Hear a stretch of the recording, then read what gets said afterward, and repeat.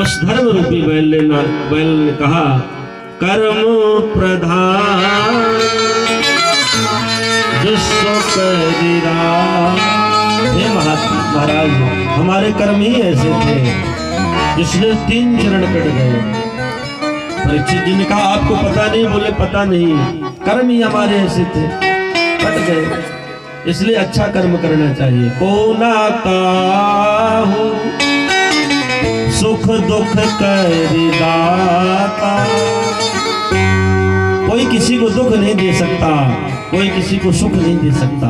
हमारे निज कृत कर्म, हमारे स्वयं के कर्म दुख की ओर ले जाते हैं और हमारे स्वयं के कर्म सुख की ओर ले जाते हैं। हे महात्मा परीक्षित, मैं क्या बताऊं? परीक्षित जी समझ गए कोई साधारण जीव नहीं है, ये धर्म है।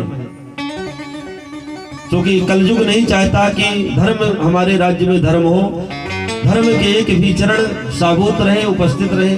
इसलिए कलयुग ने 3 चरण काट दिया था, 4था चरण भी काटने के लिए तैयारी में है।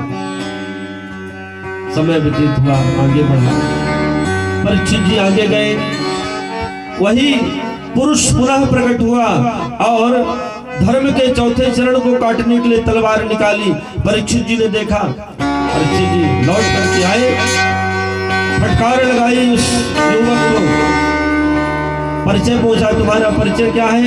तो उस व्यक्ति ने बताया कि महाराज मैं कली हूं, मुझे कलयुग कहते हैं। परीक्षित जी ने कहा, हमारे राज्य में तुम्हारा कोई अधिकार नहीं, हट जाओ। तो कलयुग ने कहा, महाराज आपका राज्य धर्म का राज्य है, मैं अपने से नहीं आया, मुझे भी स्थान मिलना चाहिए। तो परीक्षित जी ने सोचा, चलो शरण में आ गया है, शरणागत का त्याग भी नहीं करना चाहिए। तो परीक्षित जी ने 4 स्थान कलयुग को प्रदान किया। भूतम पानम स्त्रियम सोनम यत्र वर्णः चतुर्विधा।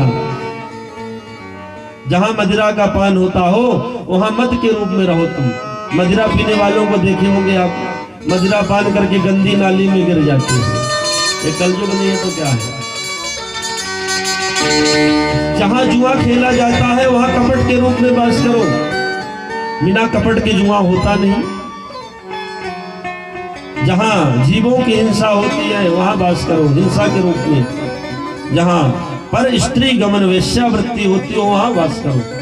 4 स्थान दिया परीक्षित जी ने कलयुग को, पर कलयुग पुनः चरणों में गिर गया, याचना किया, नहीं ये तो बहुत सुंदर स्थान आपने दिया है, कोई एक आध अच्छा स्थान मिल जाए, ये तो तमाम ढूंढना पड़ेगा।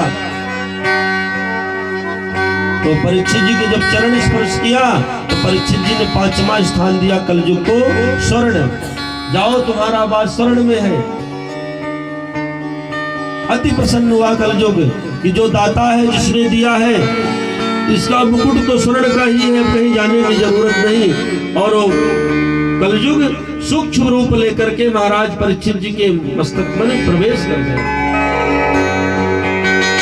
कभी कभी जीवन में ऐसा भी होता है, व्यक्ति जिस वृक्ष को पालता है, प्रयास करता है कि वृक्ष बड़ा होकर हमें छाया प्रदान करेगा, फल प्रदान करेगा, पर वो फल तो नहीं देता, उसी के मार्ग को रोक देता है। ऐसा ही हुआ, परीक्षित जी ने कलयुग रूपी वृक्ष की स्थापना की, उसको शरण दिया और आज वही कलयुग महाराज परीक्षित जी के मार्ग को रोक दिया, मस्तक में प्रवेश कर गया। और जिस उत्तम वंश में